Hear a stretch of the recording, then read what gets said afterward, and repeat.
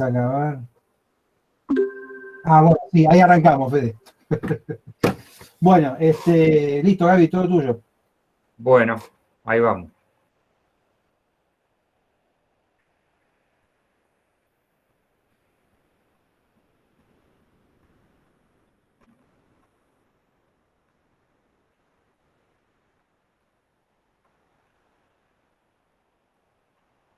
En este documento, que es el que utilizamos la clase pasada, ahí ya se hicieron algunas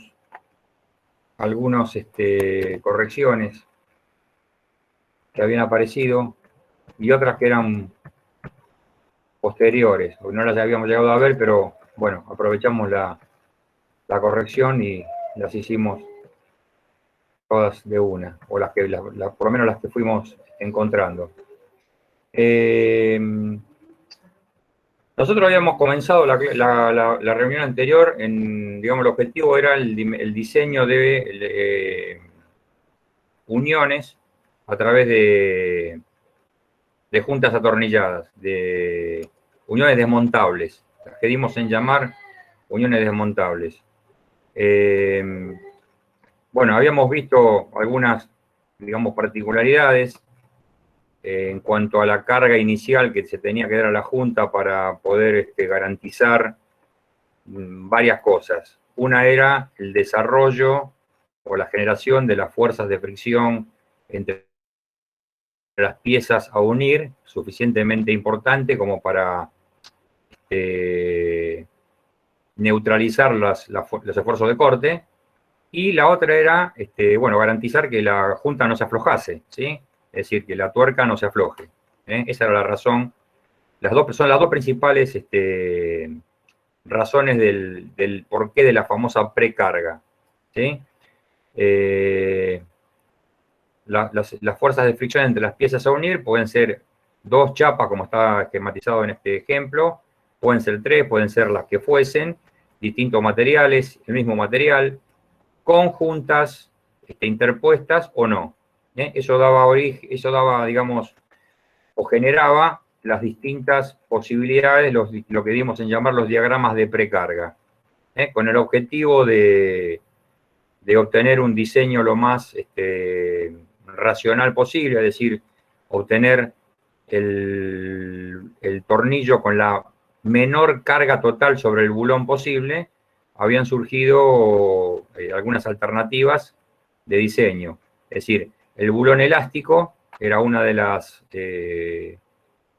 digamos, de los requisitos, y el otro era los elementos a unir rígidos, porque vimos que en esa condición se encontraba la menor carga sobre el bulón. Es decir, pretender encontrar la menor carga sobre el bulón no significa que eso también lo podemos hacer disminuyendo la precarga, no. Lo que queremos es optimizar las variables para que el bulón esté el material de bulón sea lo más aprovechado posible. Bueno, en función de las deformaciones habíamos encontrado cuál es la carga que soporta el bulón, cuál es la carga que soportan los elementos, y en particular la de los elementos, bueno, medio que no es demasiado de nuestro interés, porque siempre los elementos se pueden, esa parte de la estructura se puede mejorar, se puede corregir aumentando el espesor. En cambio, el elemento, digamos, de detalle, acá el elemento de estudio, es el tornillo. Bueno, habíamos pasado un ejemplo de largo en función de los factores de relaciones de deformación, en un caso de estructura rígida, con el coeficiente 8 como valor máximo, y ese valor 8 después lo vamos a usar siempre que tengamos que prediseñar una junta rígida, sin junta elástica. Y 0,5 en el orden de 0,3, 0,5 como valor de relación de deformación cuando sí tenemos una interposición o la necesidad de usar una junta elástica, que a veces no queda otra porque, bueno, por razones de necesidad de conseguir valores de hermeticidad, esa junta no hay otra, no podemos evitar de utilizarla, como por ejemplo una tapa de cilindro, ¿sí? habíamos visto que había algunos diseños particulares, estos son para casos muy puntuales, de diseños de tuercas, las tuercas elásticas que se llama, con la finalidad de que la tuerca tuviese una deformación importante para atenuar las tensiones que se generan sobre los filetes de la tuerca. Esto, digamos, es a tener en cuenta cuando uno quiere seleccionar la tuerca, porque la hipótesis de que todos los filetes de la tuerca y todos los filetes del tornillo soportan una parte igual de la carga, ya vimos que no es así, eso no se cumple. En este ejemplo, por ejemplo, si esto está, digamos, apretado, el tornillo está traccionado, el mayor valor lo tiene en el filete en correspondencia al ras de la tuerca y después esto va disminuyendo hasta que se hace cero en el borde superior. Y por el contrario, en el de la tuerca tenemos la mayor compresión en el filete al borde, el filete de la tuerca al ras en correspondencia con el tornillo, y después esa compresión se va atenuando hasta la parte superior. O sea que en correspondencia con el mismo filete o a la misma altura, el del tornillo está traccionado y el de la tuerca está comprimido, lo cual hace que el paso de la rosca a esa altura, el del tornillo tienda a aumentar y el de la tuerca tienda a disminuir. Eso no se puede, digamos, no podemos aceptarlo porque eso implicaría que los filetes pierden contacto o que los filetes de la tuerca se verían barridos, digamos, ¿no?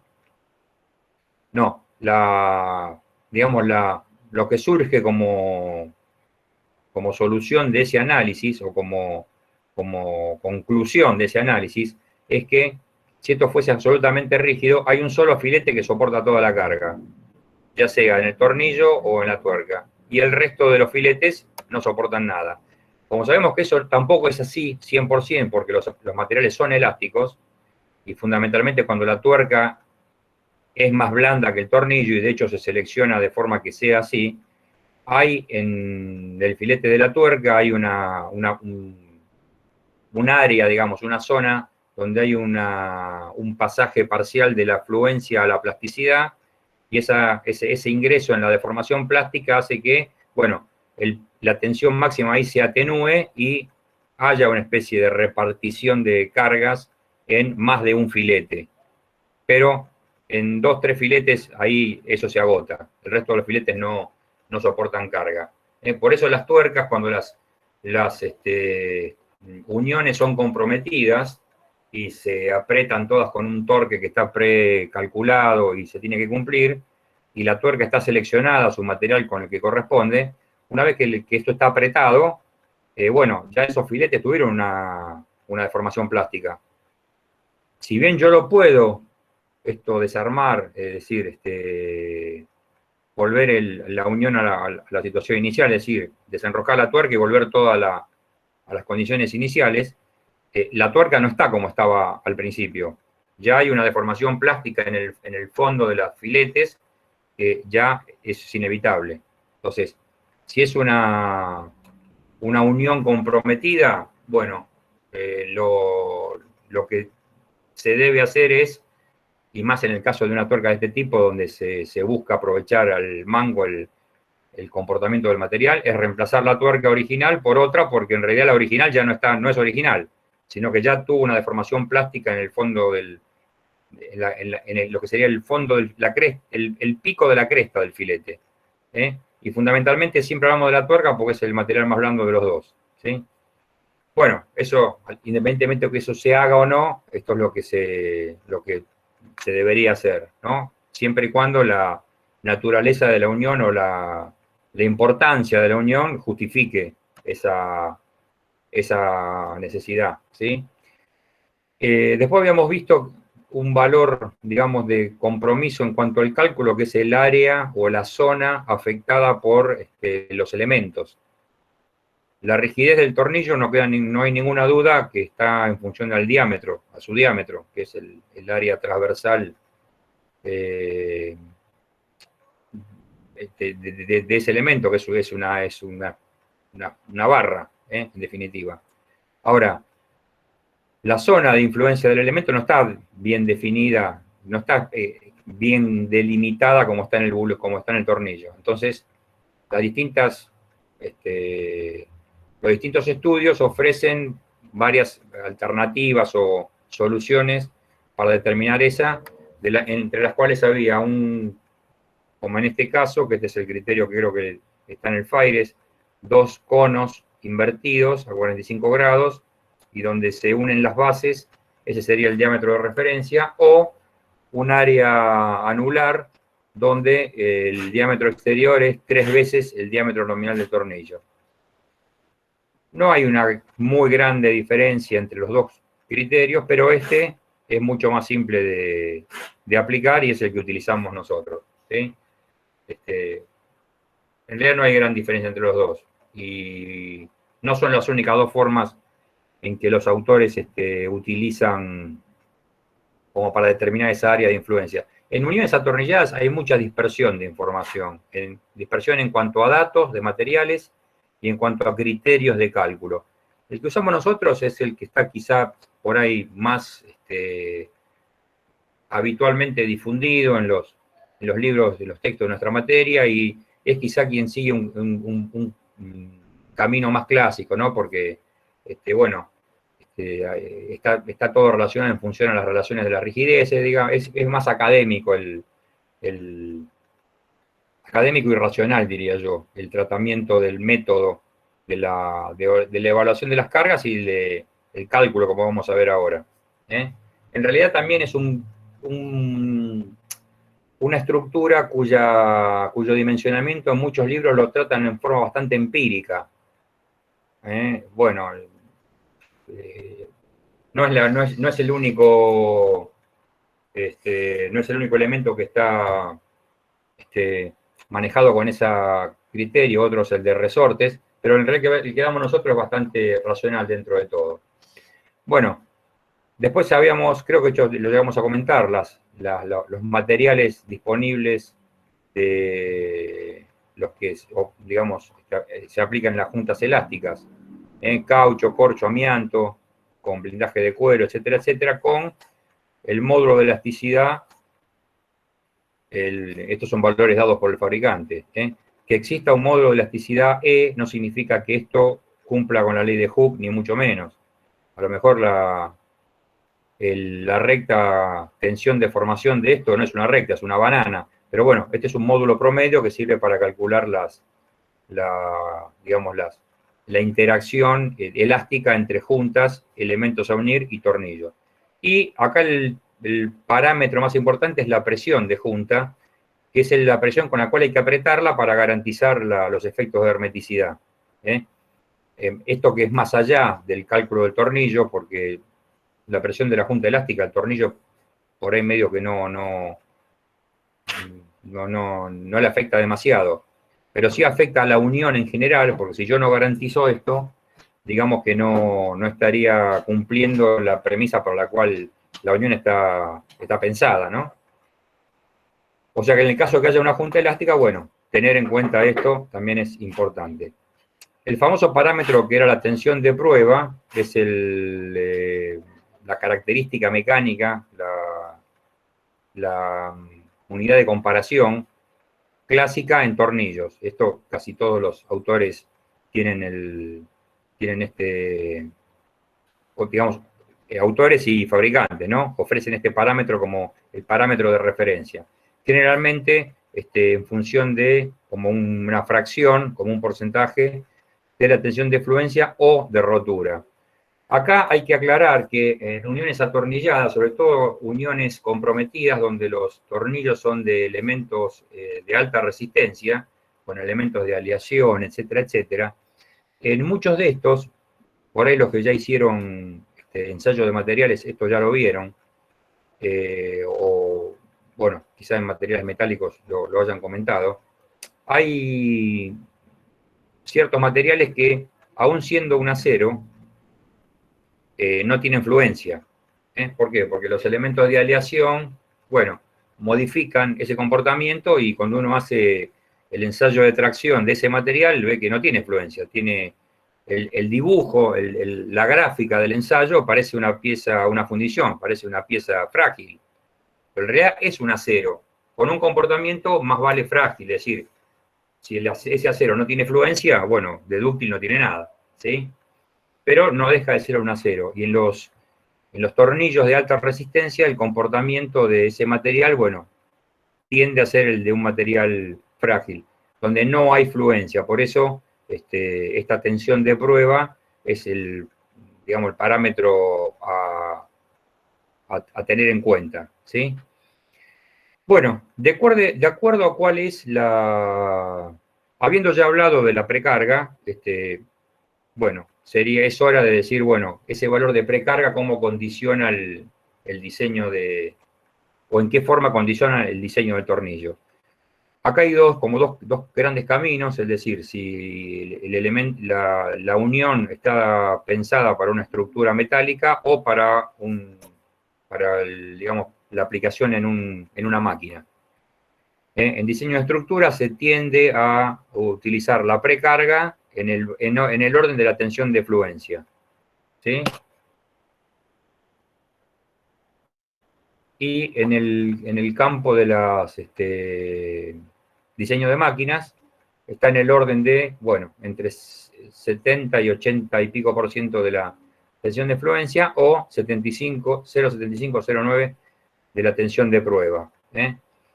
Esto en el caso de, bueno, diseño de máquinas o piezas de máquinas. Cuando hay una junta elástica, estos son todas recomendaciones, ¿no? Acá no hay mucha, acá tenemos gran parte de esta bibliografía, de este tema, son las famosas recetas que se encuentran y digamos, de las cuales se nutren los libros de diseño de máquinas. Y decíamos, cuando tenemos una junta elástica, se tiende a reducir la precarga, porque sabemos que la junta elástica empeora digamos, la respuesta, o perjudica, mejor dicho, el comportamiento del tornillo. O sea, era una de las razones que pretendíamos que no pasase. Pero bueno, cuando hay necesidad de utilizarla, no queda otra. Por eso la tensión de precarga, sigma y tensión de precarga, es bastante más baja cuando hay juntas elásticas. Bueno, con todas estas herramientas, uno podría decir, bueno, si yo tengo definida cuál es la tensión de precarga, ya sea que sea, bueno, o 0,8 de la tensión de prueba, o 0,6, de acuerdo a que tenga o no junta elástica.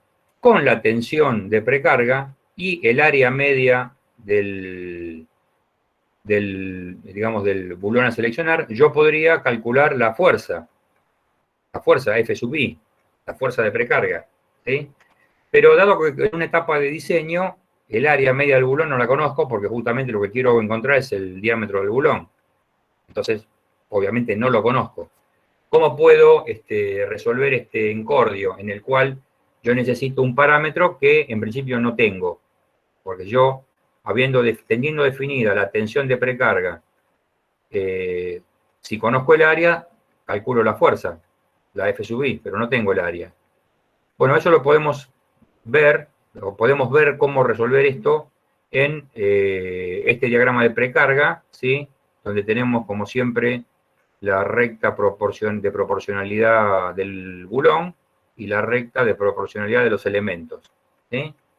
Y acá tendríamos con P el valor de lo que sería la carga exterior, que como ya vimos la vez pasada, si yo esto lo represento en escala, esta ordenada, P, en escala de fuerzas, bueno, va a estar ubicada gráficamente donde corte la línea de proporcionalidad del bulón y la línea de proporcionalidad de los elementos. ¿Por qué? Porque está sobre la vertical que genera la misma deformación. Tanto aumenta la tracción en el bulón como aliviana la compresión en los elementos. Es decir, lo estoy ubicando como si fuese gráficamente. También lo que tengo acá, este valor P sub 0, fíjense que, si bien todavía no lo definimos, fíjense qué es lo que me estaría representando. Este P sub 0 lo podemos pensar como el valor de P, de carga exterior, que tendría fíjense qué es lo que pasa, cuando yo avanzo hacia la derecha, en la recta proporcional de los elementos, llego a un punto donde ya no tengo compresión de los elementos. Y si ya no, porque estoy acá, no nos olvidemos que esta recta estaba ubicada inicialmente del otro lado, ¿no? Esta medida lo que me está dando es, el 0 estaría acá, es cuánto se comprimieron los elementos. Significa que la compresión bajó a 0 y las piezas se separan. Por eso esta P sub 0 se le llama carga de descompresión. Sería la carga a la que habría que aplicar la unión para que las chapas se separen. Y como valor de referencia, se acepta utilizar a este P sub 0 como entre 1,5 y 2 valor de P. Por eso, en esta expresión, P sub 0, la carga de descompresión, es C sub 0, que serían las veces que hay que multiplicar a P para obtener P sub 0. Entre 1,5 y 2. 2 es el valor usualmente utilizado. Coeficiente de descompresión. No significa que la unión va a trabajar con este P sub 0, sino que es un valor digamos, a tener en cuenta. ¿Sí?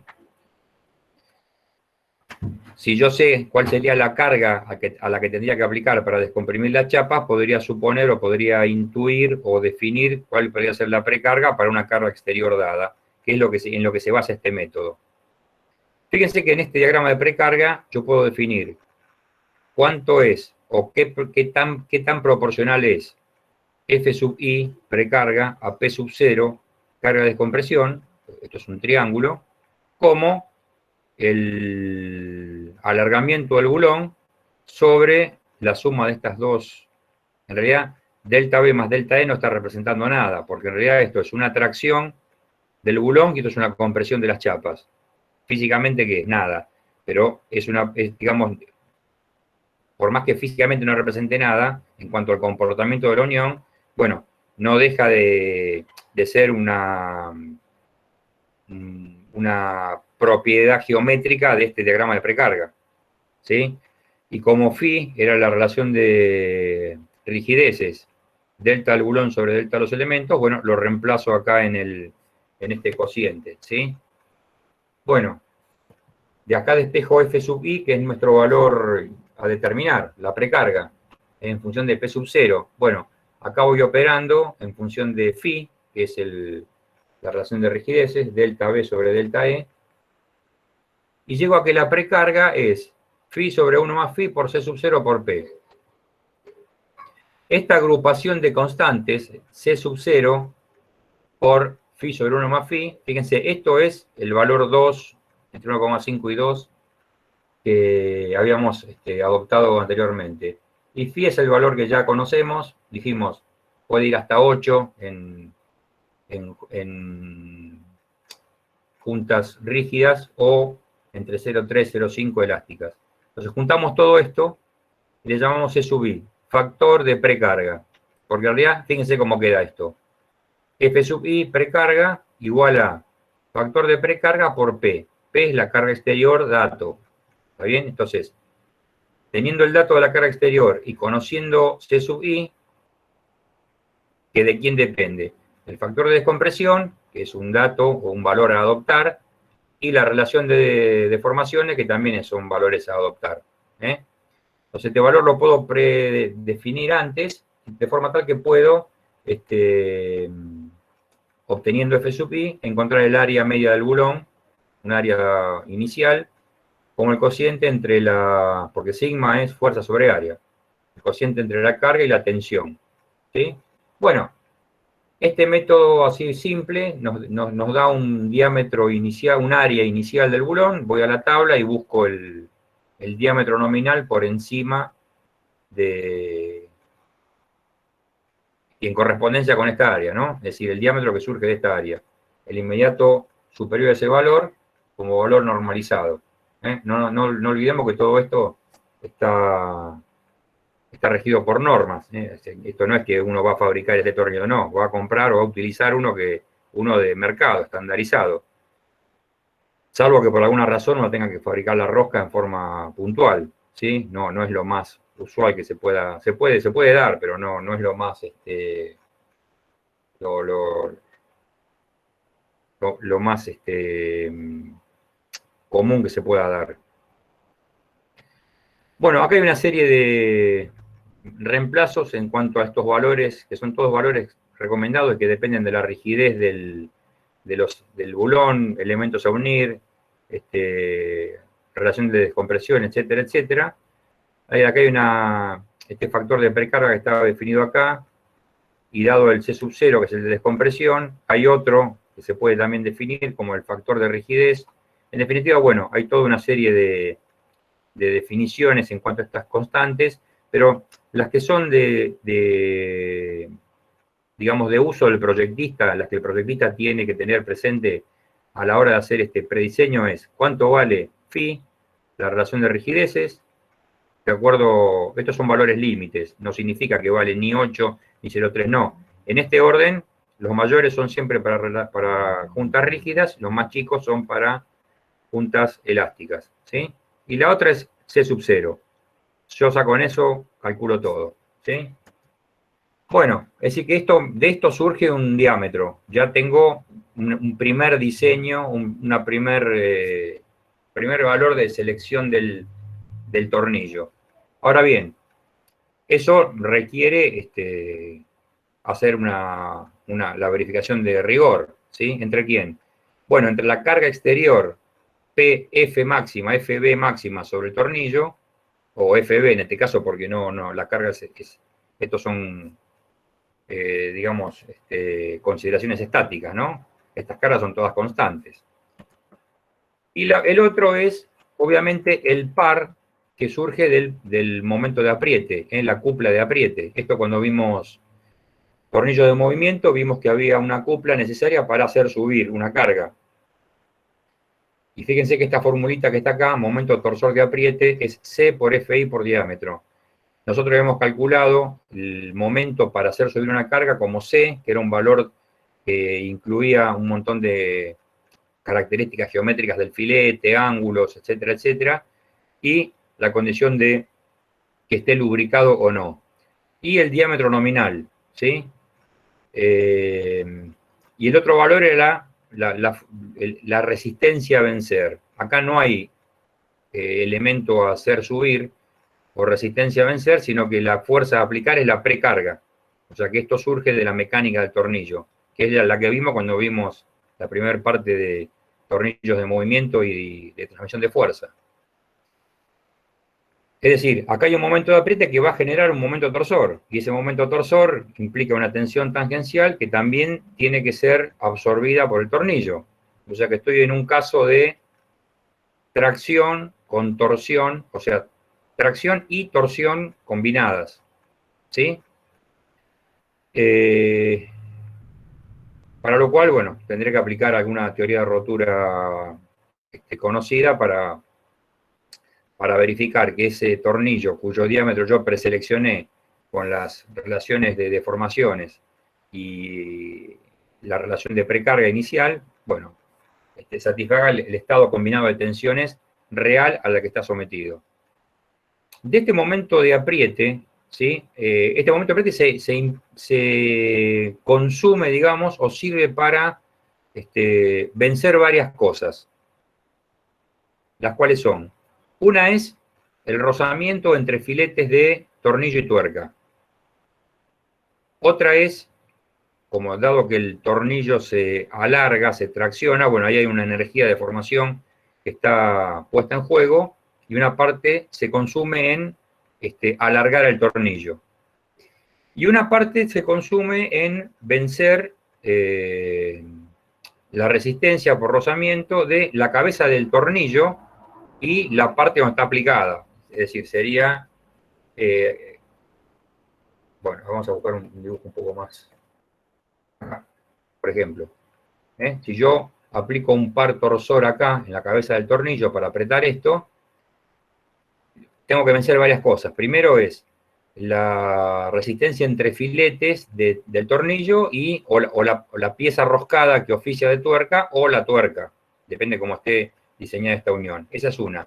Otra es lo que el bulón se alarga, el tornillo se alarga, mejor dicho, y otra es el rozamiento que tengo que vencer entre el área de apoyo de la cabeza del tornillo y la pieza donde está apoyada, el área donde está apoyada, ¿sí? Esta parte, justamente, la que estamos comentando ahora, lo que sería el vencer el rozamiento entre la base de la cabeza del tornillo y el área donde está apoyada, no contribuye al momento torsor que tiene que absorber el tornillo, porque esto se consumiría acá. El tornillo no ve nada de esto. El tornillo sí ve la parte del vencer el rozamiento entre filetes y lo que tengo que consumir en alargar el bulón.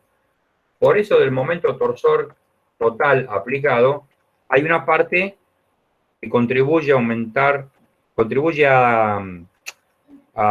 digamos, a generar la tensión tangencial en el tornillo y otro no.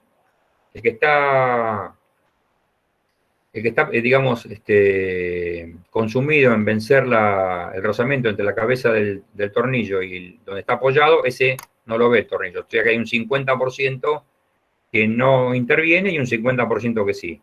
El que interviene es la fricción entre filetes y el alargamiento. Por eso acá aparece un 0,5. O sea, del momento torsor de apriete que surge del cálculo, la mitad, el tornillo lo va a sufrir, digamos, y la mitad no. O sea que hay una tensión tangencial que, bueno, depende de ese momento y del módulo resistente a la torsión, módulo resistente polar, ¿sí? Bueno, entonces, ¿qué tengo? Tengo una tensión tangencial debido a la torsión y tengo una tensión sigma, sigma máxima,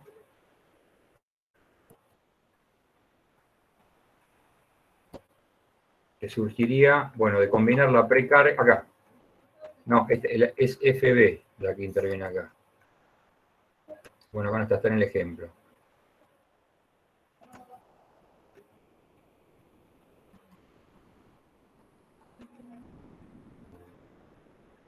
La fuerza sobre el bulón, que es la precarga más 1 sobre 1 más phi por la carga exterior. Sería esta que está acá abajo. ¿Sí? La fuerza sobre el bulón es la precarga más P, carga exterior, sobre 1 más phi. Esto nos da la carga exterior sobre el bulón. Esta carga exterior, dividido el área, me da la tensión normal sobre el bulón. Y la tensión tangencial debido al momento torsor me da la tensión, la otra componente de la tensión que se pone en juego acá. Acá hay un sigma X, fuerza sobre el bulón sobre el área media, y una tau, que es el momento torsor sobre el WP de esta tomo a la mitad. Esto, ¿qué hago? Lo tengo que colocar, lo tengo que, digamos, incluir en una teoría de falla. Esta teoría de falla, que está aplicada acá, para este ejemplo de cálculo que está acá planteado, es la teoría de la máxima tensión normal. Porque se entiende que cuál es la falla del tornillo en esta instancia. Si yo estoy aplicando un momento de apriete, se entiende que lo que estoy verificando es que el tornillo no falle por las condiciones de apriete. Es decir, acá hay una consideración que es la siguiente. Acá. Nosotros tenemos calculada una tensión máxima, sigma X, y una tensión debida al momento torsor. Bueno, de la construcción de este círculo de Mohr surge que hay una tensión máxima principal y una tensión principal mínima, digamos, las principales, máxima y mínima, ¿sí? Como esto contra quién lo refiero. Bueno, como lo que estoy comprobando con esto es que el tornillo no falle en el apriete, lo que hago es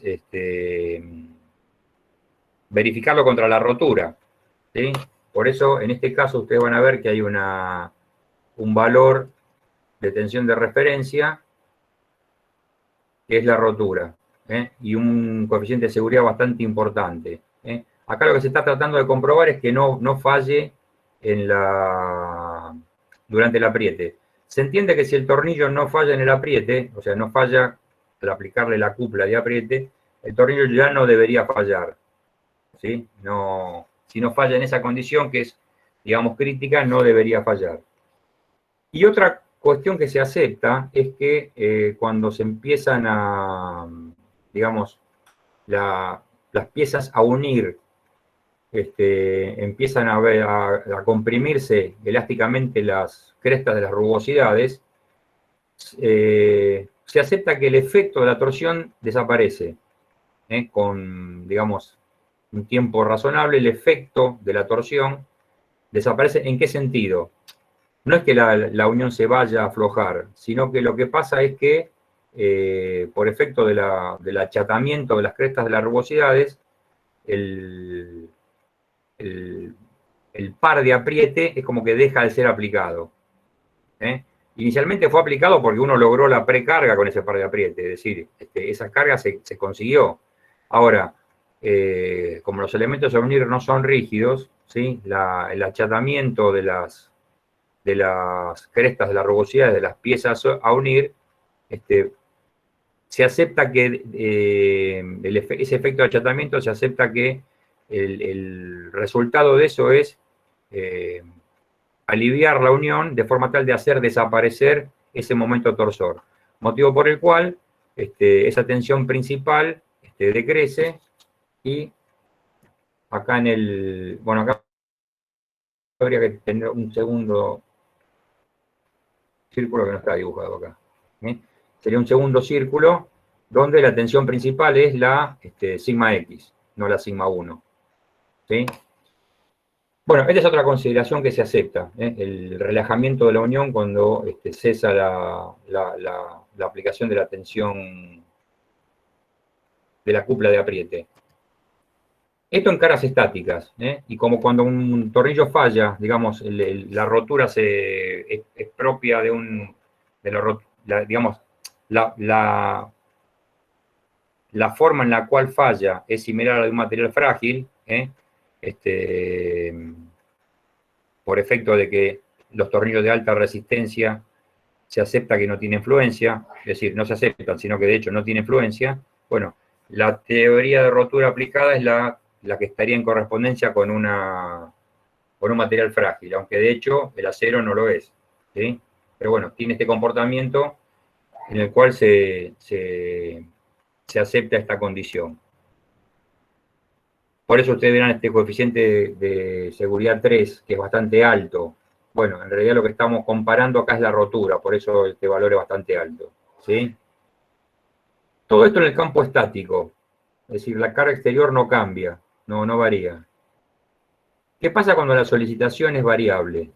Bueno, cuando la solicitación es variable, el tornillo pasa a tener un comportamiento a la fatiga, o el estado de carga pasa a responder a la condición de fatiga, que es una aplicación de lo que ya hemos visto en otras instancias. Los lugares estadísticos donde surge la falla son los mismos. Lo único que cuando uno analiza el diagrama de precarga, obviamente tengo que saber la naturaleza de las cargas para, si las cargas son variables, poder determinar cuál es la carga sobre el bulón máxima y mínima, y de esa forma obtener las componentes sobre el bulón alterna y media. ¿Sí? Antes de seguir con esto, digamos que los factores, los concentradores, en este caso de roscas, de tornillo, los K sub F ya están tabulados. Acá no hay gráficos como los gráficos de Peterson, sino que están tabulados de acuerdo al grado. El grado habla de la resistencia, es decir, es una medida de la dureza del material del tornillo, y el tipo de fabricación, si la rosca es laminada o si la rosca es mecanizada. En la parte de la rosca y en la parte de la entalla, es decir, donde se empalma el vástago con la cabeza del tornillo. O sea que los valores están tabulados en esta tablita en función de la característica que habla de la resistencia. Acá está el grado SAE o grado DIN, que habla de la resistencia del tornillo. Esto. Fíjense que hay hasta valores de 3, valores de concentradores hasta 3, o sea que depende el tipo el grado de material, bueno, 3 es un valor más que importante, ¿no? O sea que los valores acá no son nada despreciables. Y hablando de las condiciones de fatiga, obviamente esto hay que tenerlo en cuenta. Bueno, de la variación de la carga surgirá la carga máxima y la mínima. ¿Cuál es la instancia en la cual uno puede decir que, por supuesto que esta combinación de carga máxima y mínima hay infinitas formas que se puede dar? Este grado esta ley de variación yo la puedo obtener un montón de formas distintas. Ahora, ¿cuál es en qué aplicación práctica uno podría pensar que tengo la peor condición? Bueno, seguramente la peor condición la voy a tener en el caso en el que en un recipiente a presión, donde los tornillos tengan que apretar la tapa, y dentro del recipiente exista una presión máxima y una presión mínima, esa presión mínima puede ser tan baja como que se descargue el cilindro o ese recipiente, pero de esa descarga el tornillo nunca va a resistir o nunca va a soportar un valor por debajo de la precarga. ¿Por qué? Porque aunque yo descargue el cilindro a presión, es decir, lleve la presión a cero, esa presión es la presión interna del recipiente. Para el tornillo, la carga mínima nunca puede ser menor que la precarga, que es la carga de montaje. Entonces voy a tener una carga máxima que va a depender del valor de la presión, siempre hablando de una unión donde el tornillo está siendo utilizado para fijar una tapa, la tapa de ese cilindro con una presión interior. La carga máxima va a estar en función de esa presión. La carga mínima, y la mínima es la precarga. No voy a tener algo menos que eso. Yo podría tener una variación de la presión dentro del cilindro y eso generase, bueno, esta fluctuación, es decir, el hecho de que fluctúe esa presión generaría sobre el tornillo esta variación de carga sobre el tornillo. Pero la más, digamos, comprometida, ¿cuál sería?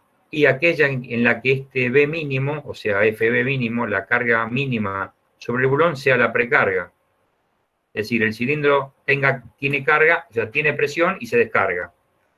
Sería la condición más desfavorable y es la que se utiliza para obtener las expresiones, que sería este modelo, ¿no? Tengo una carga máxima y se descarga a cero. Es decir, una carga intermitente, ¿sí?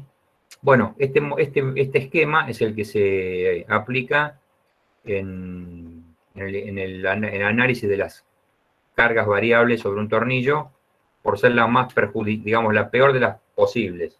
¿Sí? Se toma este modelo. Fíjense que la carga mínima acá sobre el bulón, FB mínima, es la precarga. Y la máxima, bueno, la máxima depende de las condiciones de los valores de presión o de los valores que fuesen. Nunca una unión atornillada puede tener una carga mínima, hablando siempre del tornillo, menor a la precarga. No existe. Yo puedo bajar la carga exterior a cero y la precarga la voy a tener siempre. Ahora, ¿la carga exterior cuál es? Bueno, la carga exterior depende. ¿Cuál es el valor máximo? Ese valor máximo sí depende de la carga exterior. Pero el mínimo no. El mínimo es la precarga. Menos que eso no puede tener. ¿Sí? Entonces tenemos un valor máximo dado por las características de la carga exterior, rigideces, combinaciones, juntas o no, etcétera, etcétera. Y un valor mínimo que es la precarga. ¿Sí? Si yo planteo la definición, que esto es lo que hemos visto ya de entrada, componente FB es carga sobre el bulón alterna y FBM carga sobre el bulón media. La alterna es la diferencia entre la máxima y la mínima dividido 2 y la media es el promedio. La máxima, bueno, después veré cómo la calculo, pero la mínima siempre es la precarga, como condición más comprometida, de mayor compromiso. Habíamos visto que la carga máxima sobre el bulón, mejor dicho, la carga sobre el bulón era 1 sobre 1 más phi por la carga exterior máxima, ¿sí? Bueno, eso sigue teniendo vigencia porque esto simplemente sale de de las combinaciones de las rigideces de la unión, a la cual tengo que agregar la precarga, ¿sí? Y bueno, este B máximo que está acá, ahora reemplazo. Este valor ya lo habíamos encontrado antes. Bueno, lo reemplazo, lo único que ahora tengo que tener en cuenta es la carga mínima, porque es lo que quiero encontrar son las componentes alterna y media, ¿eh? Le resto la precarga en el alterno y le sumo la precarga en el medio. Le resto la precarga en el alterno y le sumo la precarga en el medio, ¿eh? Operando llego a que la carga alterna, la componente alterna sobre el bulón, es la mitad de la P máxima sobre 1 más phi. Y la media será lo mismo, la máxima sobre 2 por 1 sobre 1 más phi más la precarga. ¿Sí? Es decir, que para este caso, si se quiere, crítico o límite, bueno, es el que yo tomo como parámetro de cálculo, ¿eh? Bueno, ya tengo la componente media sobre el bulón y tengo la componente alterna. O sea que ya las cargas están como definidas, ¿eh? Siempre que ya haya encontrado la relación de las deformaciones, eso ya lo vimos en el caso estático. Es decir que si divido por el área media del bulón, ya puedo determinar las tensiones alternas y medias. Y con esto voy al diagrama de Goodman y opero según una pieza sometida a la fatiga, ¿sí? Sería tracción alternativa en este caso. Y opero como si fuese una pieza de fatiga independientemente de la finalidad, más allá de que es una unión atornillada. ¿Está bien? O sea que ya a partir de ahora utilizo las herramientas de fatiga. Tendría que determinar los factores, estos factores concentradores, tenerlos en cuenta, sacar la tensión límite de trabajo a la fatiga del material, etcétera, etcétera, etcétera. Bueno, esto no es otra cosa que el manejo de fatiga que ya vimos al principio del curso. Ahora bien, como uno siempre quiere obtener el mejor diseño posible, el mejor diseño posible es, bueno, tratar de aprovechar el material de la unión lo máximo que se pueda, ¿eh? Entonces, una consideración a tener en cuenta es qué pasa cuando yo modifico la precarga, ¿sí? Como parámetro para ver qué tanto me influye. Y lo otro es cuando quiero modificar esto, es decir, que la carga sobre el bulón sea la mínima posible. Eso va a pasar con independencia de los demás parámetros cuando 1 sobre 1 más phi sea lo menor posible. Bueno, acá se cumple lo mismo que vimos en el caso estático en función de las relaciones de las rigideces, con junta elástica o sin junta elástica, o bulón rígido o no, o junta rígida o no. Es decir, del análisis de los 4 diagramas de precarga que vimos la clase pasada. Bueno, acá se da igual, ¿sí? Obviamente, tengamos presente que para aliviar una junta, si yo quiero disminuir la precarga, fíjense que si yo quisiese encontrar la carga media, bajarle el valor medio de la carga, bueno, uno dice, bueno, bajo la precarga y chau, pero bajar la precarga también implica correr el riesgo de aflojar la unión, ¿sí? Entonces, eso es algo de lo que, digamos, pretendemos que no pase, ¿eh? Y por otro lado, aumentar la precarga también disminuye la relación F alterna sobre F media, ¿eh? Acá hay dos casos de dos precargas, una menor y una mayor, para una carga máxima determinada. Bueno, vemos que si yo aumento la precarga, la relación máxima-mínima o alterna-media disminuye, y al disminuir esos valores, disminuye el efecto de fatiga. Pero todo esto son consideraciones ya digamos, para afinar sacar el jugo lo más posible al material del tornillo, ¿sí? Bien. ¿Cómo podemos hacer para determinar la precarga? Este es un análisis parecido al que hicimos en el de caso estático. La carga máxima de todas las posibles es esto lo vemos ahora en este diagrama de precarga, ¿no? La carga máxima es la carga de descompresión como valor límite, es decir, más que esto no puedo cargar, que sería el valor para el cual las chapas se separan. y la carga mínima es 0. De la carga mínima 0 surge la carga mínima 0 exterior. De la carga mínima 0 exterior surge la carga mínima sobre el bulón, que es la precarga. En este diagrama vemos que la carga sobre el bulón, bueno, esto es una definición, constante elástica por deformación, y la de los elementos, constante elástica por deformación, lo mismo. En este punto A, que es el punto de precarga, donde bulón y elementos están sometidos a la misma carga, puedo plantear que el producto de K sub B por delta B y K sub E por delta E es lo mismo. O sea, vale lo mismo, quiero decir. Y en este punto C, que sería el punto de descompresión, K sub B, que se está pendiente por la suma de las dos, digamos, deformaciones en módulo, ¿sí? Porque recordemos que esto es una tracción, esto es una compresión.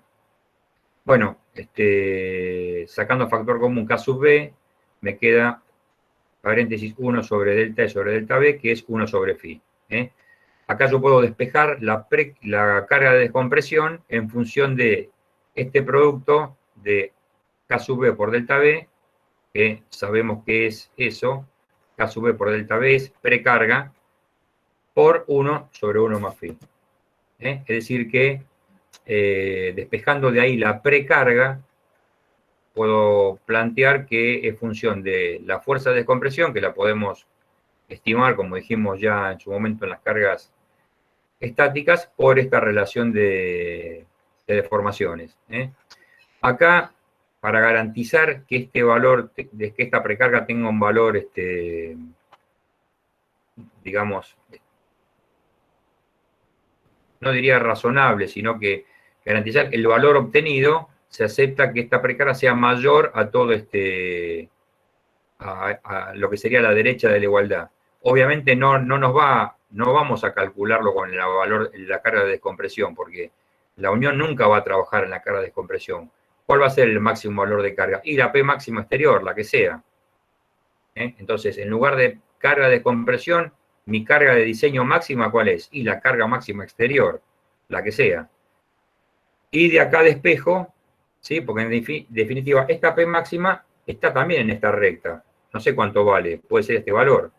Pero esta relación, digamos, geométrica, se sigue manteniendo. Acá se agrega un coeficiente de seguridad que no se aclara, esto lo ponen algunos autores, no se aclara cuánto vale. En realidad, si se sabe, digamos, razonablemente el valor de la carga máxima, y estos valores de relaciones de deformación están seleccionados, están garantizados, esta precarga es la precarga de cálculo. Acá no habría por qué poner, porque en definitiva, en la verificación final hay un coeficiente de seguridad que surge por fatiga. A mí me parece que tenerlo en cuenta acá, esto si bien algunos autores lo ponen, sería un coeficiente de seguridad para la determinación de la precarga. No sé, ponerlo ahí a mí me parece que es como que estaríamos teniéndolo en cuenta dos veces, dos veces hay un parámetro similar. Yo soy de la idea de que acá no debería ir, sino que directamente de conocer este valor, por supuesto, ¿no? Es decir, de saber, tener este valor razonablemente, de saber de qué valor se trata, es decir, de los datos del proyecto. Si este valor lo conozco, y conozco las relaciones de deformación, bueno, la precarga ya está dada. ¿Sí? Bueno, a pesar de que esto algunos autores lo suelen poner. El mejor diseño de esto surge, bueno, reducir este efecto, reducir este paréntesis, o bien disminuir la carga máxima. Reducir esto es hablar de junta elástica o junta rígida. Hay algunas formas, hay una forma, mejor dicho, de utilizar el efecto de la junta elástica en la determinación, para garantizar la hermeticidad de no unión, pero que desde el punto de vista del intercambio de rigideces no influye. Es lo que se llama la junta confinada. Si yo en esta culata, en vez de poner una junta elástica que ocupa toda el área el área disponible de esa culata. En vez de hacer eso, lo que hago es mecanizar una ranura y dentro de esa ranura alojar un material elástico, ¿sí? Estoy, por supuesto, si todo esto está correctamente realizado, lo que estaría haciendo es, primero, conseguir un intercambio entre piezas a unir sin junta elástica y garantizando el efecto de hermeticidad. Es lo que se llama una junta confinada. Porque acá en el intercambio entre las piezas en contacto, bueno, el área que ocupa esto es muy pequeña frente al área total de contacto. Distinto es el caso en el que la junta elástica ocupa toda el área disponible de la culata. Entonces esto es una especie de artilugio que, bueno, busca tener una junta que garantiza la hermeticidad sin perder las bondades de la rigidez entre elementos a unir, porque sabemos que de esa unión surge el mejor diseño del tornillo. Es una forma de trabajar con esta relación. Y la otra es trabajar sobre la carga máxima. ¿Cómo puedo trabajar sobre la carga máxima? Bueno, aumentando el número de tornillos. Si yo la carga total, supongamos que fuese la tapa de un cilindro de un gas a presión.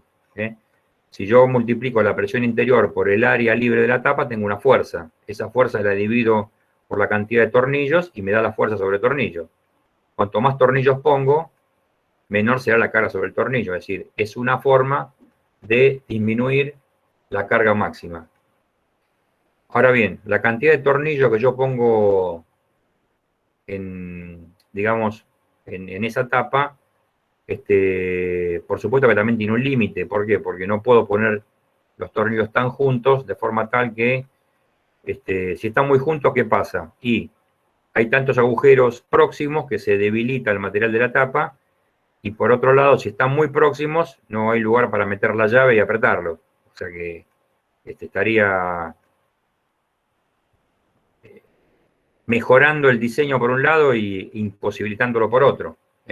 Hay valores de distancias mínimas entre agujeros para ciertos diámetros o en función del diámetro que hablan de la medida que no hay que sobrepasar en cuanto al... No hay que disminuirla, es decir, que no sean más próximos, justamente para evitar esto, el debilitamiento de las piezas a unir por la cantidad de material que sacamos al agujerear y la posibilidad de meter la llave y bueno, lograr que gire el tornillo para poder apretarlo. Bueno, esto es básicamente lo que nos ocupa en la parte de cargas variables. El concepto es similar al estático, con alguna otra consideración. Lo único que tenemos en cuenta es que hay una carga mínima, la cual no podemos reducir, que es la precarga. Y la precarga surge de esta condición de compromiso del diseño. De hecho, la precarga es un valor de compromiso. Es un valor comprometido en el diseño. Porque de la precarga surge, digamos, está colgado todo el dimensionamiento. Aparte no solamente el valor en sí, sino la función que cumple, ¿no? La función que cumple, que es garantizar la generación del rozamiento entre chapas y, bueno, conseguir que no se afloje la unión. Bueno, acá hay una serie de aplicaciones que después las vamos a ver cuando hagamos el trabajo práctico, que van a ver que hay un tratamiento muy similar, sobre todo en la parte de fatiga, a las aplicaciones de fatiga que vimos antes, ¿no? En cuanto fundamentalmente los coeficientes modificatorios, entre otras cosas, etcétera, etcétera. Acá hay una unión en la que, esto es una aclaración del por qué usa esta dimensión.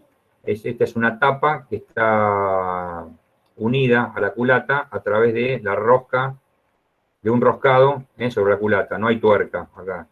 Entonces, ¿cuál es la dimensión que ocupa cuál sería el largo del bulón para calcular la rigidez, concretamente? Bueno, es el largo de la tapa, el largo del agujero pasante sería, porque la parte de abajo que está roscada está siendo de tuerca, motivo por el cual no participa del largo del tornillo a los efectos de calcular la rigidez. Creo que esto lo habíamos indicado la vez pasada, lo habíamos hecho un comentario, no me acuerdo, pero bueno, si no lo hicimos, está acá aclarado el porqué de esa indicación. Bueno, acá hay una serie de aplicaciones, básicamente son las que vamos a, no sé si están todas en el trabajo práctico o no, pero acá hay un montón de aplicaciones resueltas que nos sirven de, digamos, para poner en números todo lo que hemos visto hasta ahora. Todo lo que hemos visto hasta ahora, siempre hablando de piezas de máquinas, fundamentalmente, ¿no? Habíamos dicho que hay otra área a aplicar de la técnica, que son lo que llamamos la parte de estructuras, de estructuras metálicas, fundamentalmente, donde el comportamiento de la unión, el comportamiento es similar. Lo que pasa es que no son similares, lo que no son similares son las cargas, ¿sí? Acá tenemos el ejemplificado, dos chapas unidas con la unión atornillada y está sometido a un esfuerzo, las chapas, un esfuerzo, digamos, están tirando a separar las chapas, pero en lo que al tornillo se refiere, lo está solicitando al corte. ¿Está bien? Ahora bien, si el tornillo está bien diseñado y garantizada la precarga para poder generar las fuerzas de rozamiento necesarias, estas cargas de exteriores se van a ver equilibradas por las fuerzas de rozamiento, y bueno, digamos que el corte acá no sería tenido en cuenta, no afectaría el corte al tornillo. Acá lo que tenemos que hacer es lograr una precarga tal que, bueno, entre esta carga Q, que es la carga exterior, y el rozamiento, bueno, se logre un apriete tal cuyo rozamiento garantice esta condición de equilibrio. ¿Está bien? Pero bueno, tanto en este caso que sería de tracción en las chapas, no tracción en el tornillo. Tracción hasta por ahí nomás, pero bueno, medio como que está traccionando la unión. Y este caso de torsión, ustedes dirán, ¿dónde está la torsión acá? Bueno, la torsión está medio sobre esta ménsula que está acá haciendo las veces de barra empotrada, con el extremo libre. Esta carga exterior en esta chapa, que está vinculada, como vemos acá con 4 tornillos, está solicitando está como torsionando la unión, pero no solo metiendo la torsión a los bulones, esa es la idea, ¿no? Digamos que estas son solicitaciones sobre la estructura. Ahora bien, este efecto de torsión se ve también reflejado sobre los tornillos con un comportamiento parecido a este. Si las fuerzas de apriete son tales que el rozamiento está garantizado, bueno, lo único que habría que diseñar acá es a través de las ecuaciones de la resistencia de materiales, sería la sección transversal de esta ménsula, ¿sí? Y después las precargas que garanticen la fuerza de apriete, o sea, que garanticen la generación del rozamiento. Pero en realidad, si el apriete no fuese el suficiente para generar el rozamiento, o bien, por razones fortuitas o las que fuesen, la unión se aflojase, las cargas exteriores estarían solicitando a la unión al corte, motivo por el cual es de interés verificar al corte los elementos de la unión. ¿Sí? Entonces, por un lado, garantizamos la precarga para generar el rozamiento, pero por otro lado, por razones que pueden ser tanto vibratorias o por defecto de montaje, o sea por la razón que fuese, si la unión se aflojase, es decir, si la tuerca se aflojase, bueno, lo que estaría pasando es que ese rozamiento generado ya no está, y la unión debe absorber, digamos, la unión se vería sometida a la solicitación de corte. Y en realidad en esta estructura combinada, que es elementos de la unión más las chapas a unir, hay efectos combinados. Fíjense.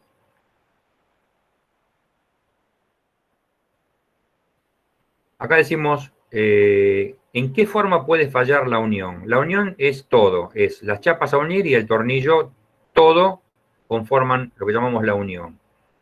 Corte del bulón, estas dos chapas están traccionadas, digamos, las chapas, si no hay rozamiento suficiente, estarían sometiendo a corte al bulón. Si el estado de, digamos, imperfección del apriete es más importante, bueno, el bulón estaría sometido, digamos, a flexión, en un caso ya extremo, ¿no? Por demás. Sería un caso ya muy límite. Por otro lado tenemos tracción en las chapas, es decir, esta fuerza está sometiendo a tracción a las chapas, puede estar sometiendo también a aplastamiento en las chapas, o puede estar sometiendo también a corte en las chapas. Y este efecto que está acá, que bueno, es de la misma naturaleza que esto, es desgarramiento de la, digamos, lo que sería la línea diametral del tornillo, pero sobre las chapas. ¿Sí? Fíjense que en estas 4 opciones o 4 posibilidades, la unión falla, pero falla en las chapas. No falla el tornillo. El tornillo puede fallar acá. Pero a la hora de diseñar una unión, digamos, tenemos que garantizar que, o lo que tenemos que impedir es la falla tanto en el tornillo como en las chapas a unir.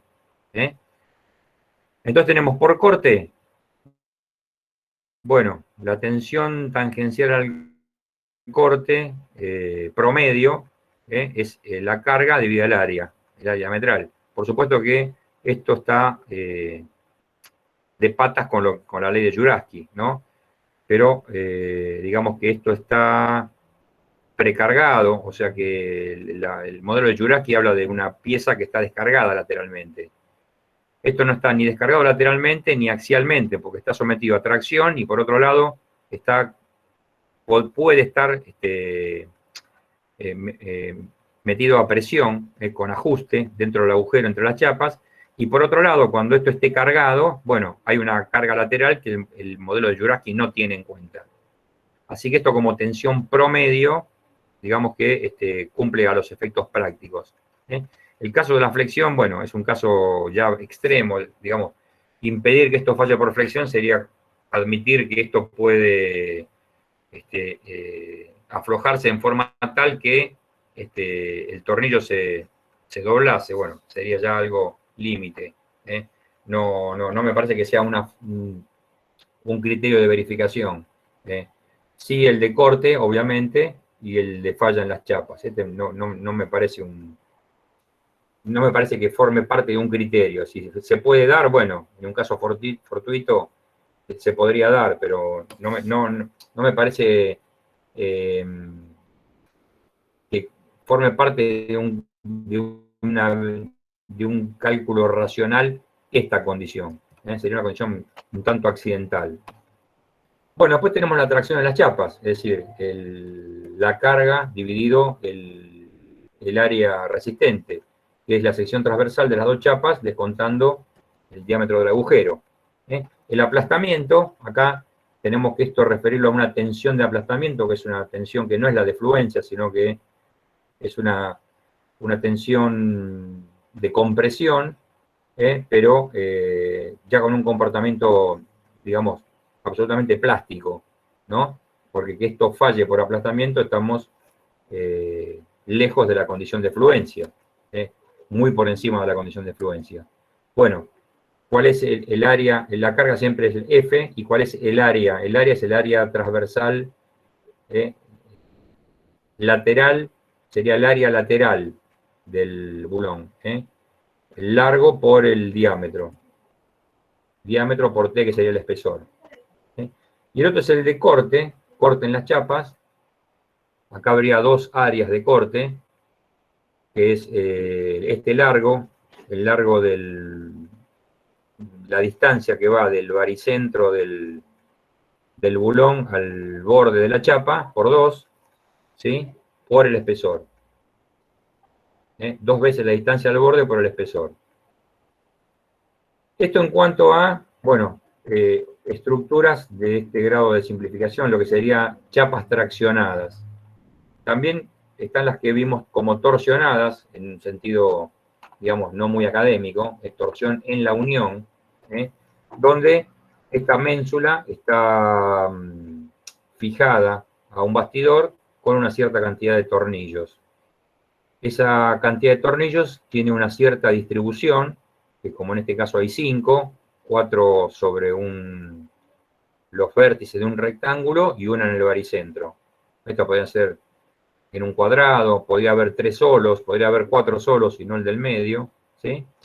Lo importante de esto es que la solicitación a tener en cuenta en cada tornillo, ¿no? A la hora de verificarlo al corte, las cargas se componen de cada tornillo 2 componentes. Una que es la de trasladar esta carga al baricentro de la distribución de tornillos, la carga F, y admitir, de hecho se admite, que esta carga F está repartida uniformemente en todos los tornillos. Cada uno de los tornillos absorbe una misma parte de esta F. Acá tenemos 5, bueno, esta será cada tornillo F dividido 5. Y producto de esta cupla de traslación, F por esta distancia, esta especie de par de traslación, acá dice momento como si fuese momento flector, pero en realidad es el par de traslación de esta fuerza F al baricentro de la distribución de tornillos. Ese par de traslación, por razones de equilibrio, esta F por esta distancia tiene que ser igual a cada una de las Fs que soporta cada tornillo por la distancia entre el baricentro de cada uno y el baricentro de cada tornillo y el baricentro de la distribución de tornillos, que serían estas distancias, ¿sí? Estas distancias que están acá, R1, R2, es la distancia de cada uno de los tornillos al baricentro de la distribución de tornillos. Lo primero que tenemos que calcular es ese baricentro, donde está ubicado, las coordenadas del baricentro. Si tiene esta distribución simétrica, bueno, es el baricentro de la figura que queda determinado, podría no serlo. Y en cada tornillo lo que voy a tener es una fuerza que es la que surge por descomponer la fuerza exterior F, y una que surge de la descomposición de esa cupla de traslación. Esta fuerza que dicen F segunda 1, F segunda 2, 3 y 4. Y, como dijimos, en cada uno habrá una fuerza que surge de descomponer la fuerza exterior 1, 2, 3, 4 en cada tornillo. Es decir, que ahora me queda sobre cada tornillo esta composición vectorial de 2 componentes. Una que es igual para todos, F1, 2, 3, 4, en la misma dirección que la dirección de la carga exterior, la cual tengo que componer en cada tornillo con la que sería la descomposición de la cupla de traslación. Esta F segunda 1, ¿qué dirección tiene? Bueno, es normal a la dirección entre el baricentro de este tornillo y el baricentro de la distribución de tornillos. Esta que está acá, está puesta esta terna. Esta distancia tiene esta fuerza normal. Este tornillo tiene esta distancia, que sería R segunda, y esta está ubicada ortogonal a esa distancia, porque está formando una cupla. Sería la cupla por tornillo de la cupla de traslación total. Y obviamente, como todas tienen distintas direcciones, aunque tienen igual módulo, porque la distancia de cada uno de los vértices, en este caso, al baricentro de la distribución de tornillos, es la misma, podría no serlo. Bueno, estas F segundas pueden ser iguales y no. Indudablemente, cuando yo las compongo vectorialmente, algunas van a ser más comprometidas que otras. Fíjense, las de este lado, la 2 y la 4, cuando yo compongo sus dos componentes, me da una resultante mayor en este caso que en este.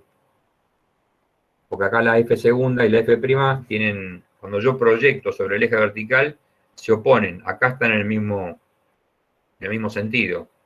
Entonces, si yo pretendo encontrar la mayor carga sobre el tornillo para después diseñar esto con un diámetro único, porque, digamos, sería poco práctico diseñar esa unión con tornillos de distinto diámetro. Lo práctico es diseñarlo con el mismo diámetro todos. ¿Bien? Bueno, tendría que encontrar la carga máxima y con esa verificarlo al corte o calcularlo al corte. Indudablemente en este ejemplo, la posición 2 y la 4 es la que ofrece la carga máxima. Motivo por el cual va a dar el área máxima y el tornillo que va a privar en este diseño. Si hubiese un quinto tornillo acá, si este fuese la posición de otro tornillo más, evidentemente tiene una carga F, una parte de la carga F, pero no tiene una parte de la cupla, porque acá la distancia es 0. Entonces acá tendría que descomponer entre 4 la cupla y entre 5 la fuerza F. Pero eso es propio de cada geometría. No, digamos, cada caso hay que verlo en particular. Acá podría tener 3 alineados sobre la vertical y nada más, o podría tener 4 sin este central, o podría tener 4 sobre un rectángulo y no sobre un cuadrado, o podría tener sobre un hexágono, tendría 6 más 1 en el medio, en fin. El diseño es, bueno, obviamente el diseño es el que define el proyecto. El diseño puede estar ya prefijado o no, pero en definitiva esté o no esté prefijado, la forma el método de cálculo es el mismo. Bueno, acá hay unas tablas que nos van a ayudar tablas de resistencia de materiales de tornillos para uniones estructurales. Acá verán ustedes que hay resistencias para tornillos para puentes y edificios, es decir, los códigos, que son los que delimitan las cargas permisibles. Estos son para estructuras civiles, no son para estructuras mecánicas, para piezas de máquinas, digamos. Pero bueno, no solamente en máquinas, hay códigos que definen las cargas máximas o las tensiones máximas que tienen que soportar los elementos estructurales. En estructuras civiles, puentes, edificios también los hay, ¿no? Bueno, acá hay un ejemplo del caso de flexión, se los dejo para que lo vean, no me parece que sea un criterio de cálculo, sino más el resultado de una bastante poco feliz, digamos, eficiencia de montaje. Y para terminar, está el tema de la selección de la tuerca, pero nosotros ya lo estuvimos planteando cuando lo definimos o cuando lo trajimos a la reunión, tanto en cargas estáticas como en variables. En cargas estáticas fue el diseño de la tuerca, que habla de los filetes que teóricamente soportan la totalidad o parte de la carga. Creo que hay una edición de Shigley, no tengo presente cuál es, que le dan al primer filete una parte importante de la carga total, al segundo una bastante menor, el tercero casi nada y el resto nada, ¿sí? Para tuercas que se entiende que fluyen plásticamente después de la precarga, y entonces eso hace que esa deformación plástica genere una mejor repartición de carga entre filetes. Seguramente alguna de las últimas ediciones de Chile lo deben traer, yo no tengo presente bien cuál de ellas. Lo que sí hay digamos, una consideración a tener en cuenta, que es la fuerza de desgarradura que tienen las tuercas. Es decir, la resistencia que ofrece la tuerca a barrer completamente sus filetes. Esa podría ser también una condición de falla que no está tenida en cuenta en el diseño de la unión. Los materiales usuales con los que fabrican las tuercas, hablan de una resistencia a la desgarradura de 65 kN por centímetro cuadrado. Es un valor que surge de un ensayo y bueno, es un valor de referencia. Si uno quisiese estimar si este valor es un valor de compromiso en el diseño, lo que tiene que hacer es calcular el área de todos los, digamos, el área en correspondencia con la raíz de todos los filetes, ¿sí? Sería el área neta de trabajo y referirla a la carga exterior. Si eso nos da en el orden de el área de los filetes, sería el área del triángulo que conforma el filete en la raíz, ¿verdad? Bueno, si la tensión para producir ese desgarramiento está en el orden de los 65 kilos por centímetro cuadrado, kilonewton, perdón, por centímetro cuadrado, bueno, está en el orden de magnitud del valor de ensayo. Bueno, acá hay otras aplicaciones de estructuras. Hay un caso, acá hay un ejemplo del que habíamos comentado antes del círculo de Moore, donde se desaparece la torsión. Cuando desaparece la torsión inicial, esta tau baja, es decir, al desaparecer tau lo que hace es disminuir la tensión principal sigma 1 y pasa a tener el valor de sigma x. ¿Sí? Es decir, tensión tangencial hay, pero no en ese plano. ¿Está bien? Hay algo que no aclaramos, me parece. No aclaramos. Que es el caso de, permítame volver atrás, de tensiones variables, cuando uno utiliza la expresión de, puede ser Goodman o Soderberg, como en este caso porque usa fluencia. Fíjense que esta expresión corresponde todo con tensiones normales, sigma de fluencia, sigma medio, sigma alterno, o sea que acá no hay tau. La pregunta es, ¿dónde están las tau de la torsión? Bueno, por la misma razón que se acepta que las tensiones tangenciales después del apriete digamos, se acepta que desaparecen, en las tensiones variables, bueno, aún más se acepta eso, porque el hecho de la variabilidad de las cargas hace que, bueno, la junta se acomode y ese achatamiento de crestas, de rugosidades de los chapas a unir, bueno, acá es mucho más manifiesto. Por eso directamente no se utilizan las tau. Ustedes van a ver que acá no hay tau. Aunque usen Goodman. En el Norton, Gaby, eso está bien explicado, inclusive está el grafiquito ese que mostraste recién del círculo de Moore, antes y después del apriete. Creo que también está en el Shigley.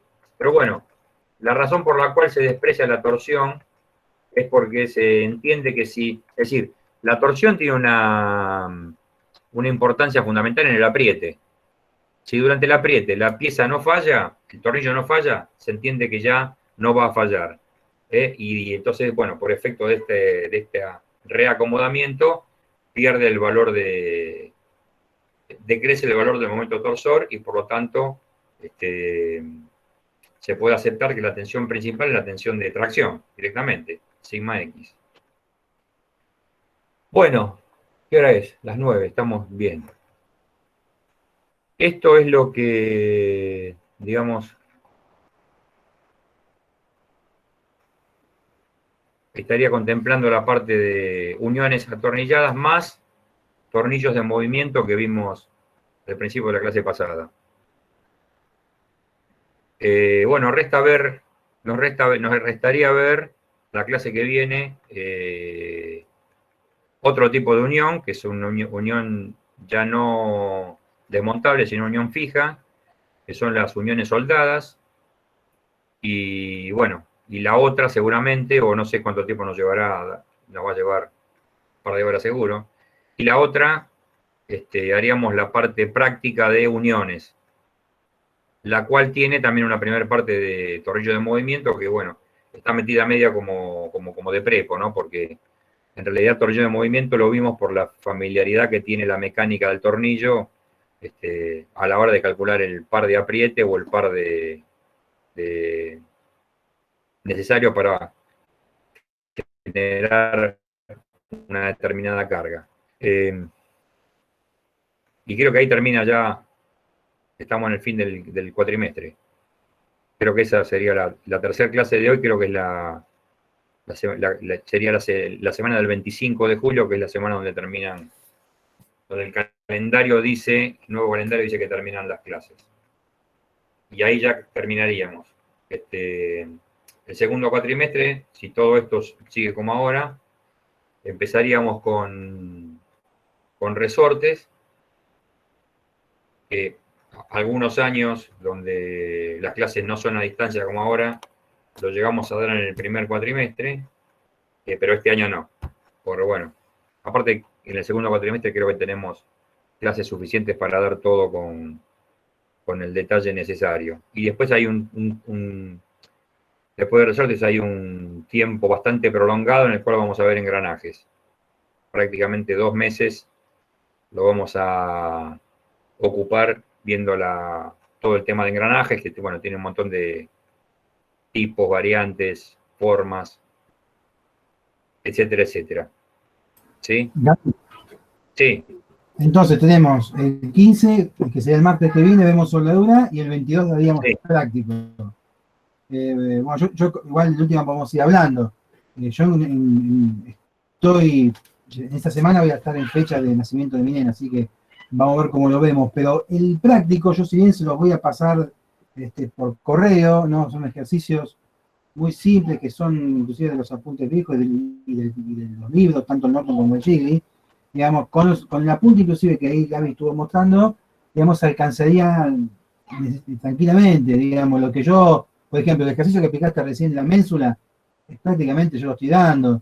Los ejercicios de fatiga y de uniones atornilladas, solicitar carga estática y fatiga, también lo estoy dando, digamos, tal cual lo acabas de explicar. O sea que sería como repetir un poco lo que estuvimos viendo recién. O sea que si el 22 estoy, lo doy. Si no, bueno, nada, no es que es sine qua non, digamos, este TP, teniendo en cuenta que van a ser ejercicios como fueron el TP0 y el TP de tensiones variables, así que van a ser 4 o 5 ejercicios abarcando más o menos.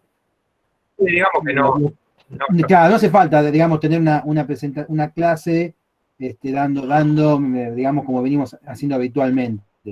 Obviamente que vamos a contestar dudas, eso ni hablar, y si hay consulta, lo vamos a hacer, pero bueno, nada, les advierto eso de que, bueno, que puede ser que en cualquier momento yo desaparezca. Está bien.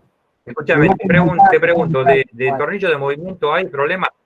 Sí, hay uno que está en el Norton, que está muy claro. En el Norton, digamos, tornillo de movimiento, lo van a ver en el Norton. La presentación que tengo preparada para este TP, si mal no lo recuerdo, a ver, déjenme chequear, pero me parece que está ya cargada. Sí, es un PDF que dice TP Uniones, ¿no? Donde está todo el detalle. Así que eso inclusive lo podrían ver. Por eso les digo, no hace falta aplicar la clase, digamos, la resolución del ejercicio, cuando realmente con las fórmulas y con lo que estuvimos viendo, más la presentación que yo estoy dando, alcanzaría de sobra, abarcando lo que es un tornillo de movimiento con colladín y sin colladín de empuje, donde la fricción cambia, digamos, se le saca lo que sería el buje y se le mete un rodamiento para ver cómo cambia el coeficiente de rozamiento, y de ahí se hace una evaluación de si el tornillo es irreversible o no, y después en la parte de uniones vamos a tener un ejercicio con cargas estáticas, uno con carga variable, uno seguramente parecido al que mostró Gaby de la ménsula, digamos, tornillos sometidos al corte, y un ejercicio o dos de unión soldada, o sea que sería más o menos eso. Yo después, el Word lo tengo, así que eso no habría problema, y la presentación está.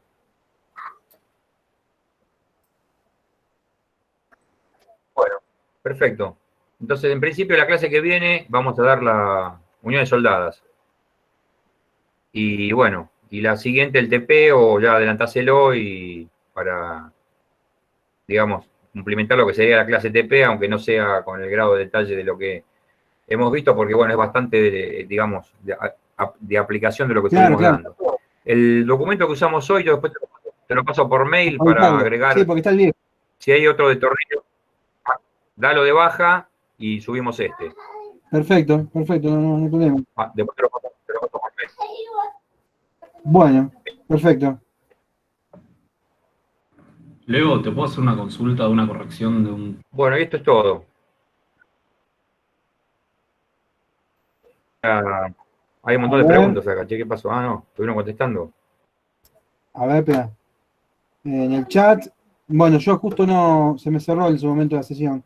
Fede, ¿ves alguna? Lo último fue lo que respondió José. Porque yo en un momento se me apagó el router de acá, así que... Sí, fue lo último. José, 8:15, más o menos, 8:12. Está bien. Así que está todo resuelto. Está todo, digamos, está todo... Igual ahora surgió una pregunta. Sí, eso, pero no de este tema, digamos. De este tema está cerrado. Ah, está bien. Bueno, a ver, Fede, preguntá nomás. ¿Qué necesitas? A ver, preguntá. Sí, es una corrección... ¿te puedo compartir pantalla para explicarme bien? Dale. Es un toque nada más. Sí, dale, tranquilo. ¿Se ve ahí? A ver, está ahí viajando. Ok. Ahí vemos. Sí, acá en el plano, cuando vos ponés que el radio mínimo es 0,6, no debería ser máximo, porque yo voy a la tabla del rodamiento y yo me fijo en RB. No es RB. No es RB. Ese 0,6. No es R3. No, la hoja anterior. Ahí. Hace zoom en el NU. En el dibujo del NU.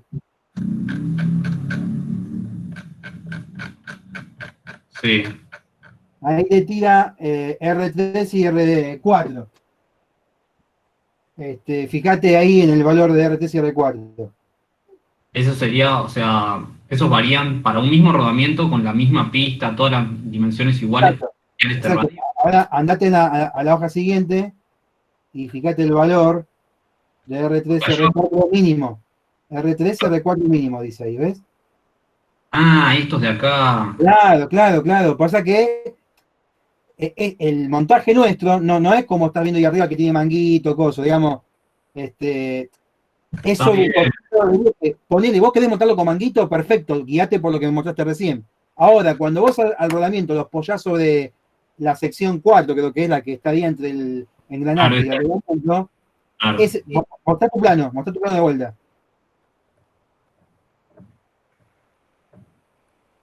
¿Ves? Ese que está ahí es el que te estaría interfiriendo al rodamiento. ¿Se entiende? Está bien, claro. Está el bien. otro lo hiciste bien. Fíjate en el de bolas, en la sección 1, en el mismo plano. No, en el mismo plano, después buscalo, y te daba 1,5. Yo lo vi, lo chequeé, está bien. Claro. Ahora sí, ojo con. Bueno, yo de eso, creo que uno, no sé si fuiste vos, uno de tus compañeros me mandó que, bueno, se equivocó, pero bueno, yo estuve corrigiendo. Sí, perdón. Háganlo, digamos, chequenlo bien todo y después lo mandan, no hay problema. Y lo del dibujo, no sé, Gaby, José, ¿tienen algo que decir de eso? Yo haría las mismas remarcas, pero lo que haría es que por norma te diría que los chaveteros se muestran en planta. Claro, en la vista de arriba, en la vista de arriba lo hizo, digamos, pero la corta es el largo del chavetero. Y en la vista de abajo, Fede, no va, digamos, acotar todo el eje de arriba, y ahí te hace el corte. Yo en la parte de plano de ejemplo está, yo lo subí eso, lo compartí, inclusive lo mostré. Sí, lo vi después, por eso. Bueno. Este tipo de piezas, con la vista que vos tenés arriba ya es suficiente. La otra está de más. La forma de indicar es esa, así que puedes indicar por nota la profundidad del chavetero o si no hacer un corte, pero ya con eso es suficiente. Los radios. O sea, yo la profundidad la indicaría acá. Esa vista no tiene razón de ser. O sea, esta la borro y la profundidad la indico acá. Sí, o haces un corte, es la otra alternativa. Ok. O lo puedes indicar con una nota, pues la profundidad. Perfecto. Y Bueno, con los listo. radios de acuerdo, si son todos iguales, los puedes acotar a un costado, o en el rótulo. Ok, listo, perfecto. Eso lo pusiste, pero lo acotaste, pero está bien. Lo que sí era, digamos, lo que yo quería hacer hincapié era el tema de, ojo con la interferencia, ¿viste? Porque ahí con la interferencia, de rodamiento, digamos, puede joderte. Cuando lo quieras montar, no te va a dejar. Claro, sí, va a tocar primero el radio antes que la pared de la otra sección. Sí, esperá que mira, te comparto yo, ¿eh? Dale. Para que veas. A ver, acá. ¿Ves? Digamos, este plano no es el plano que hice yo en su momento, o sea que tampoco es el gran plano, pero fíjate, digamos, cómo se acota. Digamos, esto es algo básico, digamos, ¿no? Digamos, yo se los pasé Claro. esto. Con la vista de arriba te alcanza, los cortes en los chaveteros, los radios, bueno, acá tranquilamente podría haber aplicado lo que dijo José, digamos, porque hay algunos radios que prácticamente son todo lo mismo, salvo algunos chaflanes, pero bueno, es simple, digamos, esto solo, ¿ves? Con esto alcanza. Listo. Buenísimo. Bueno, gracias, Leo. No, nada. Fíjate que Leonardo no acotó la longitud total, que muchos hacen y ponen cotas de más. Ah, es verdad, eso, espera que lo pongo, José, lo saqué. Sí, en ese tenemos un tema porque el de profesor de fabricación te piden los planos que acotes, sobreacotes las cosas y. Ah, por ahí. No, es que en la realidad, escuchá, José, Sí. José además algunos seguramente lo tuvo como profe en diseño mecánico. José, de esto sabe un poquito. A ver, ¿por qué no puse la total? No, te decía que si van a acotar el total, lo pongas de última como entre paréntesis a modo informativo. Pero si lo van a acotar al modo no informativo, de todas las cotas saquen una por lo menos de la cadena. Normalmente la que se saca es la que tiene menos importancia. Por ejemplo, la sección 6 o la sección 2. Claro. Ponele. Entonces sacás una de esas y sí, acotás el total. ¿Por qué? Porque esa que es la menos importante es la que absorbe los errores de las otras. Sería algo así, Claro, diría José. una alternativa. Así, Pero la que, bueno, esta algo o la así. que Leonardo había hecho. Con cualquiera de las dos es suficiente. Si Oh, quieren todas, les repito, cuando hay de más, una tiene que ir entre paréntesis que indica ese modo informativo, porque por algún motivo vos querés que se agregue de todos modos. Listo, buenísimo. Gracias. Alternativa posible. Ya que están con el plano, ¿puedo hacer una consulta? Sí, esperá que Igual, ahí estaban todas las cotas en series. Si vos tenés tolerancia de fabricación, se te suman se le suman los errores. Sí. ¿No hay que acotar en paralelo el eje? Sí, depende también. Por eso consulto. Depende también cuán preciso sea. Es verdad lo que decís, porque vos, si yo acá tengo una tolerancia, que acá, a ver, lo hice bastante esquemático, ¿no? Si tuviese con tolerancias acá, es verdad lo que dice Lucía, digamos, tendría que esto ser, espera que acá está el dimension, el baseline, tocas y vas acotando así disculpen la desprolijidad, pero el AutoCAD lo tiene eso, ¿eh? Van acotando, lo que está diciendo Lu es esto, ¿no? Entonces, ahí sí puedo poner inclusive hasta la total, y ahí lo que estoy diciendo, si estas cotas tuviesen una tolerancia, le estoy limitando y no le estoy arrastrando el error de todas las parciales, cosa de que las secciones se me corran más. Pero sí, es correcta tu apreciación. Perfecto, muy bueno. Genial. Gracias, Leo.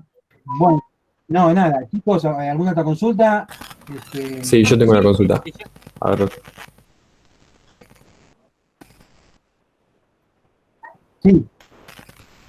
Sí, bueno, pues yo.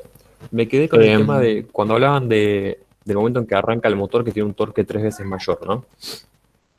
Si yo tengo una transmisión por correas, yo cuando calculo las correas tengo que asegurarme de que en ese momento no haya resbalamiento. O sea que en el momento que nosotros cuando vimos correas habíamos definido un punto óptimo, que era que la correa esté justo antes de resbalar, digamos, porque, no sé, aumentaba la vida útil. Sí, no, ni hablar. Sí. obviamente que esto no lo pusimos en la parte de correas porque no viene al caso.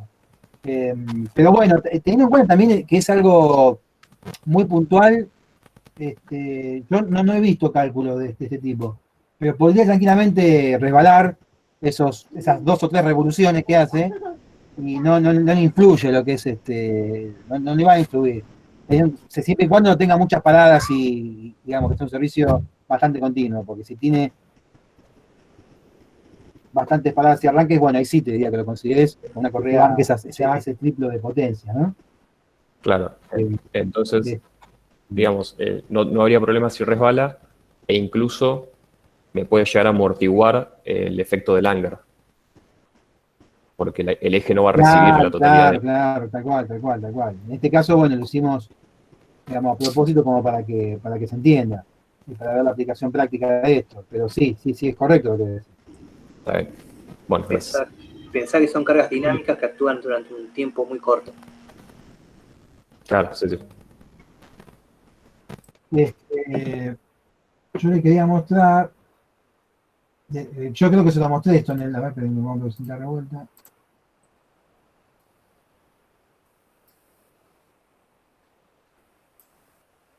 Yo le mostré esto en su momento cuando explicamos el TP.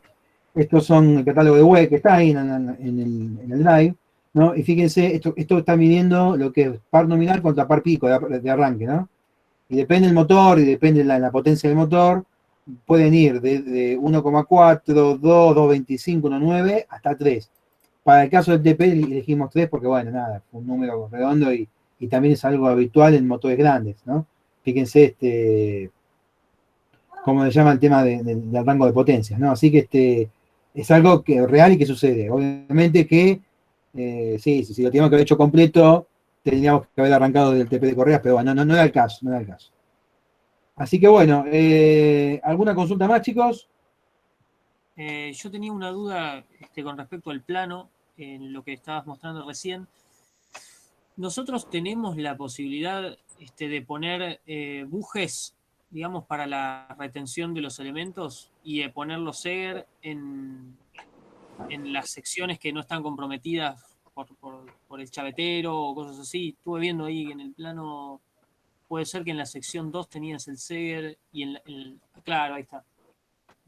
Digamos, este diámetro que está acá tiene que ser mínimo el de cálculo. Seguro, pero la pregunta es, ahí, digamos, habría que sumar un buje o algo para poder, para en la sección 5 poder sostener el rodamiento, porque si no Sí, también podría ser una arandela, o como decís vos, un manguito, podría ser también. Bueno, es algo ya más parte del diseño, que sí, está bueno tener en cuenta, digamos, todas las cosas que agregues, si agregas una rosca o acá una ranura, hay que tener en cuenta el K al que aplica, ¿no? Sí. Y cuando haces el cálculo, lo sumo tener en cuenta como sección mínima. Yo diría que calcules, digamos, toda esta sección con esto. Si bien vos me dirás, bueno, pero si lo discretizo, bueno, como vos quieras, digamos, el tema es si vos discretizás este escalón contra estas dos, te va a quedar como dos secciones más que tampoco vienen al caso. Pero nada, tener en cuenta el tema de los efectos. Insisto, digamos, es algo que estás agregando que está bien y está bárbaro, pero nada, ten en cuenta eso de los concentradores. Está bien. Sí. Bueno. Bueno, estamos, ¿no, chicos? Sí, en el chat no hay preguntas. En el chat no hay preguntas, así que bueno. Qué buen plano ponen, che. Qué buen plano, dice. No, bueno, ese plano, digamos, Sergio me lo probó en su momento, así que.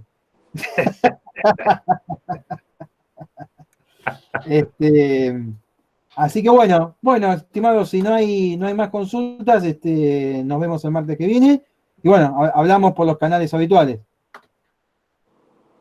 Tal cual. Bueno, voy a detener la grabación.